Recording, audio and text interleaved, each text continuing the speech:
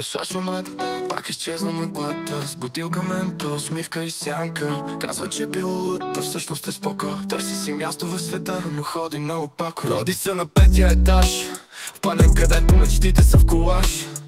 Слуша френски шансони и гърми с бас. В главата му формули, в ръката му компас. Не носи тетрадка, но носи заряд. Влиза в час и учителката спира на старт. Сашо, къде си бил? А той борих се с матрицата, мам, и почти я разбих. Сашо, кроманьорец, Сашо на поет. Вади десно мисли за канти за Шекспир. Сашо, пристъп куми камента и после говори на гълъби в центъра. Намери лампа, потърка я леко и от нея излезе самият му его. Три желания, не. Иска четвърто и пето, и пето, и тиксо, и кърпа. Тича през града с чар като на кран, но не помни имена, нарича всички брат. Знае квантова физика, но не си плаща Wi-Fi. Пише роман в коментар под лайфа. Защо не бърза, времето му бяга, живее под часик, но гледа в облака. Всеки казва, той е луд, но виж, защо просто е свят без врати и стени. Защо генерала безмислителност план, чете Екзюпери и печал без сън. Защо просто е пълмори в ръката му компас. Не носи тетрадка, но носи тетрадка. Не питай, просто кимни и му дай още мента.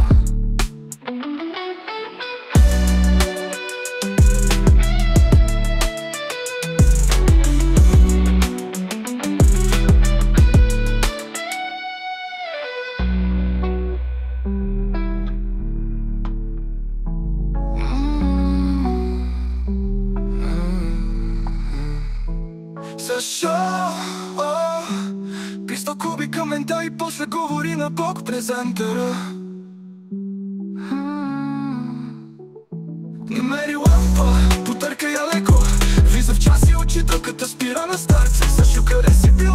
А той бори се с матрицата, мам, и почти я разбих. Сашо, кроманьорец, Сашо на поет. Вади десно мисли за канти за Шекспир. Сашо, пристал куби към мента и после говори на гълъби в центъра. Намери лампа, потърка я леко и от нея излезе самият му его. Три желания, не. Иска четвърто и пето, изкара и тиксо и кърпа. Тича през града с чар като на кран, но не помни имена, нарича всички брат.